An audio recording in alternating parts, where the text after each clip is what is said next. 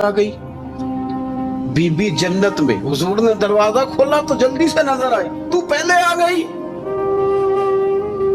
सबने लिखा है कि इस औरत की शान ये है कि सबसे पहले जन्नत में गई। मैंने हदीस पढ़ी तो मैंने नीचे हाशिए में लिखा, मैंने कहा मेरा ख्याल ये है कि इसकी ज्यादा शान ये है कि जन्नत में इसकी सबसे पहली मुलाकात मदीने वाले महबूब से हो गई। ये देखो कितनी बड़ी शान। हुजूर फरमाने लगे तू कैसे पहले आ गई, कौन है तू? वो कहने लगी हुजूर मैं बेवा हूं, मेरे बच्चे यतीम थे, मैंने उनकी खातिर ना बैठी रही, मैंने निकाह नहीं किया, मैंने उन यतीमों की परवरिश की, बेवा बन के जिंदगी गुजार दी, उन यतीमों के लिए बैठी रही। इसको जायज है, ये कर सकती थी, लेकिन इसने सोचा कि मैं इनकी निगहबानी यतीमों के लिए बैठी रही। आज शान ये है कि मदीने वाले के लिए जब दरवाजा खुला है तो इस बीबी को भी रब करीम ने फौरन ही जन्नत अता फरमा दी। ये सबसे पहले गई। मैंने देखी हैं ऐसी औरतें 23 साल में बेवा हुई पर उम्र बच्चों के नाम कर दी। उसे पता था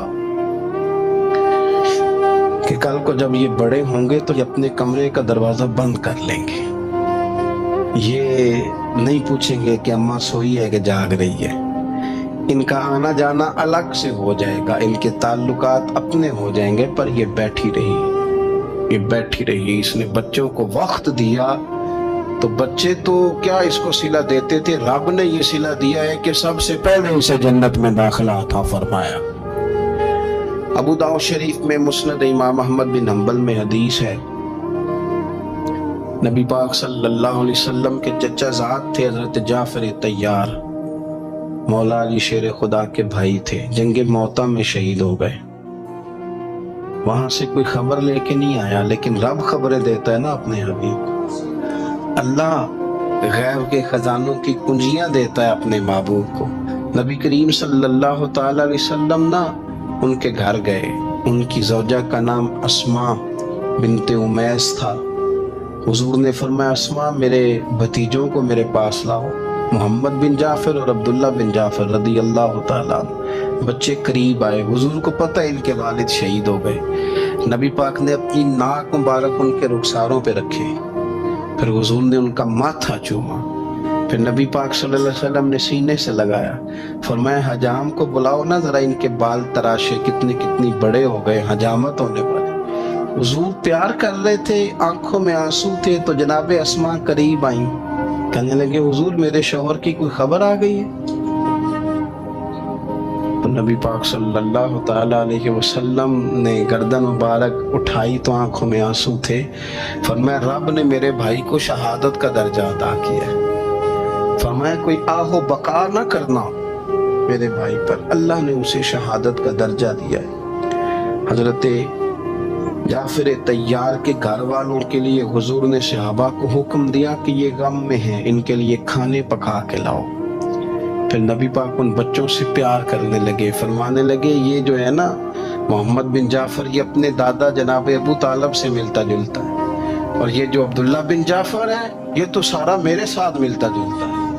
नबी पाक सल्लल्लाहु अलैहि वसल्लम प्यार करते, बातें करते। हजरत अस्मा रोने लगी। ये अबू दाऊद शरीफ में मुस्नद इमाम अहमद बिन हंबल में चमकते जुमले। अर्ज करने लगी हुजूर मेरे बच्चों का क्या बनेगा, कौन किफालत करेगा? कुर्बान जाए रसूल पाक सल्लल्लाहु अलैहि वसल्लम के क्या जुमले, यतीमों के लिए हुजूर का नवाजने का क्या अंदाज है।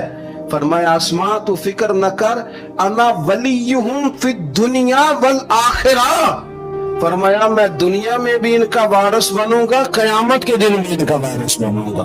कुरान मजीद फुरकान हमीद इरशाद फरमाता है कि वाज़ारू ज़ाहिरल इस्मी व बातिना, ज़ाहिरी गुनाह भी छोड़ दो और बातनी गुनाह भी छोड़ दो। साहिब तफसीर सावी इसकी तफसीर करते हुए फरमाते हैं कि ज़ाहिरी गुनाह तो इंसान के ये है ना, जैसे माज़अल्लाह किसी ने कत्ल कर दिया, डाका डाल दिया, बददियानती कर ली, खयानत कर ली। और बातनी गुनाह ये है कि उसने हसद किया, तकब्बुर किया, बुग़्ज़ रखा, बदगुमानी की, बुरा सोचा, अपने दिल के अंदर उसने कीना परवरी की, یہ سب وہ باطنی گناہ ہیں جو انسان کے دل کو بگاڑ دیتے ہیں، اس کے باطن کو میلا کچیلا گدلا کر دیتے ہیں۔ انتہائی خوبصورت، نفیس، پڑھے لکھے، صاف ستھرے، سمجھدار، اچھے گھرانے کے لوگوں کو یہ باطنی گناہ اس طرح کا بنا دیتے ہیں کہ وہ ایک خود غرض انسان بن جاتا ہے، اس کا رویہ انسانوں کے حق میں انتہائی بد اخلاقی کا ہو جاتا ہے۔ یہ جو باطنی گناہ ہیں، یہ جو باطن کے میل کچیل ہیں، حضرت سیدنا امام غزالی رحمت اللہ علیہ فرمایا کرتے تھے، ظاہری اعمال کا باطنی اوصاف کے ساتھ خاص تعلق ہے۔ فرماتے ہیں اگر باطن خراب ہو جائے تو ظاہری اعمال بھی خراب ہو جاتے ہیں، اور اگر باطن اجلا ہو، خوبصورت ہو، صاف ستھرا ہو، عاجزی والا ہو، انکساری والا ہو، خیر خواہی والا ہو، اللہ کے بندوں کی محبت والا ہو، اچھی سوچ والا ہو، اس کے اندر یہ ساری خوبصورتیاں موجود ہوں تو پھر انسان کا باطن بھی سنور جاتا ہے۔ ہمارے دلوں کے اندر بعض ایسی چیزیں ہوتی ہیں جو ہمارے لیے انتہائی خطرناک ہوتی ہیں۔ حسد کا سادہ معنی جو ہمارے ہاں کیا جاتا ہے وہ جلنا ہے۔ تو مجھے بتائیے جو آدمی جل رہا ہوگا وہ سکون کیسے پائے گا؟ بغض کا معنی دل پر کسی کے لیے بوجھ رکھنا بھی کیا جاتا ہے۔ تو جب اپنے دل میں کسی کے لیے بوجھ رکھا جائے گا، تکلیف محسوس کی جائے گی تو کیا انسان قرار پائے گا؟ تکبر کا معنی یہ ہے کہ آپ نے اپنے آپ کو بڑا جانا، کسی کو چھوٹا اور حقیر سمجھا، تو جب ہر وقت آپ اپنی بڑائی ہی کے چکر میں پڑے رہیں گے تو کیا دل کو قرار آئے گا؟ تو یہ وہ باطنی اور روحانی مسائل ہیں جو سامنے والے کا تو شاید کچھ نہیں بگاڑتے، لیکن اپنے آپ کو وہ تکلیف میں، اذیت میں، پریشانی میں مبتلا کر دیتے۔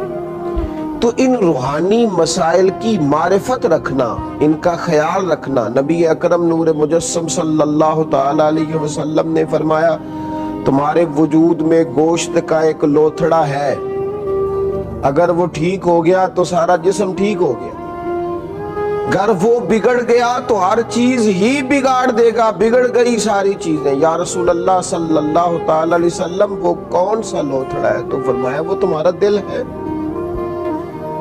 اگر تمہارے دل کے اوپر میل کچیل ہو، بغض ہو، عداوت ہو، کینہ ہو، حسد ہو، تکبر ہو، بدگمانی ہو تو سارے جسم کو بگاڑ دے گا، تمہیں شدید تکلیف میں مبتلا کر دے گا۔ لیکن اگر دل صاف ہو، اگر دل میں عجز ہو، اگر دل میں محبت ہو، اگر دل میں خلوص ہو، دل میں للہیت ہو، اگر دل کے اندر کسی کے لیے درد ہو، خیر خواہی ہو، تو پھر یہ دل باقی اعمال کو بھی سنوار دے گا۔ اسی لیے امام غزالی رحمت اللہ علیہ فرمایا کرتے تھے کہ دل ایک تنے کی طرح ہے، درخت کا جو تنا ہوتا ہے اس کی مانند دل ہے۔ اگر تمہارا دل صاف ہے تو پھر جو اوپر شاخیں لگیں گی تنے کے وہ بھی خوبصورت لگیں گی، پھول لگیں گے، پھل لگیں گے، توانائی ہوگی۔ لیکن اگر دل ہی بگڑ گیا ہے، پاک ہوئے تے پاک ہی ملدا ہی تے بنا پاکوں پاک نہیں ملدا، سارے جسم دے تون دے نالوں اکو تولے ٹکڑا دل دا۔ اور اقبال کہنے لگے دلے بیدار پیدا کر کہ دل خوابیدہ ہے جب تک، نہ تیری ضرب ہے کاری نہ میری ضرب ہے۔ دل اگر صاف ہو، یہ جو باطنی ہمارے مسائل ہیں، یہ جو روحانی مسائل ہیں، جب تک ان کا ادراک نہیں ہوتا، اعلیٰ حضرت فاضل بریلوی رحمت اللہ علیہ فتاوی رضویہ شریف میں ارشاد فرماتے ہیں کہ جو مسائل ہیں نا علم قلب کے، دل کے جو مسائل ہیں، فرماتے ہیں یہ بھی فرض ہے ان کا سیکھنا بھی۔ کون سے مسائل؟ فرماتے ہیں جیسے تواضع سیکھنا، جیسے توکل سیکھنا، جیسے اخلاص سیکھنا، اس طرح باقی مسائل سیکھنا فرض ہے، یہ بھی سیکھنا فرض ہے۔ اور فرماتے ہیں جس طرح بہت سے حرام چیزوں کی معلومات ہونی چاہیے کہ یہ ٹھیک نہیں، یہ منع ہے، یہ درست نہیں ہے، اس سے اللہ رسول ناراض ہو جائیں گے، اسی طرح جو محرمات باطنیہ ہیں، یعنی تکبر ہے، ریا ہے، عجب ہے، حسد ہے، ان کی معلومات ہونا بھی ہر مسلمان کے لیے فرض ہے۔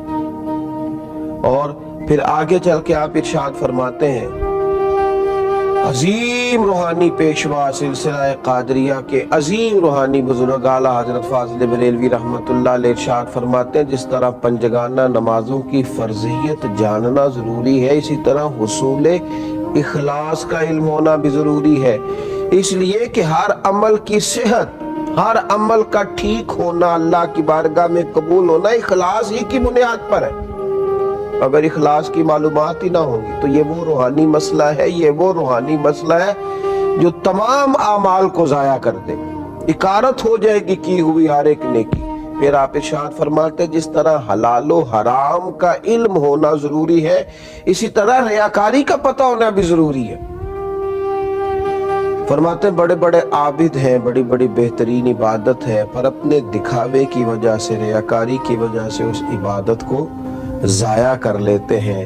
اعلیٰ حضرت فاضل بریلوی رحمت اللہ علیہ فرماتے ہیں جس طرح ظاہری اعمال، ان کے فرائض، سنن، واجبات کا جاننا ضروری ہے، اسی طرح انسان کے لیے خود بینی اور حسد کے مسائل کا جاننا بھی ضروری ہے، اس لیے کہ حسد تو اعمال کو کھا جاتا ہے جس طرح لکڑیاں کھا جاتی ہیں۔ یہ جو روحانی مسائل ہیں، یہ جو اندر پنپ رہے ہوتے ہیں، اور امام غزالی رحمت اللہ علیہ فرماتے ہیں اس میں تخصیص نہیں کہ یہ تکبر، حسد، بغض، عداوت صرف جہلاء میں ہوتا ہے، کہتے ہیں یہ پڑھے لکھے لوگوں میں بھی ہوتا ہے۔ اس میں تخصیص نہیں کہ یہ صرف غریبوں میں ہوتا ہے، یہ امیروں میں بھی ہوتا ہے، یہ صرف نادانوں میں نہیں ہوتا، سمجھدار لوگوں میں بھی ہوتا ہے۔